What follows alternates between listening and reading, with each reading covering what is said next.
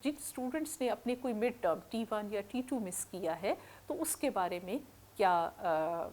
Policy ہوگی. تو اس کے لیے میں آپ سے یہی کہوں گی کہ جن اسٹوڈنٹس کا کوئی مڈ ٹرم T1 یا T2 مس ہوا ہے وہ ایک اپلیکیشن لکھیں اور اپنے ڈپارٹمنٹ کے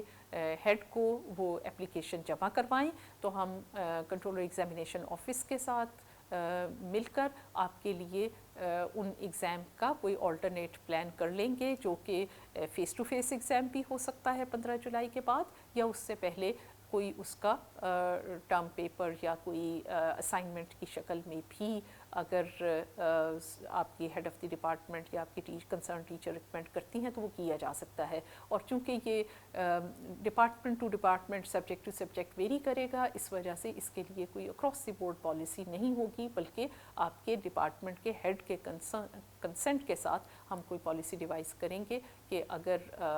ہمیں اس کو آپ کے مڈ ٹرمز یا T1 یا T2 کو جو مس ہوئے ہیں ان کو کیسے کنڈکٹ کروانا ہے. تو انشاءاللہ اس میں آپ کو کوئی مشکل نہیں ہوگی.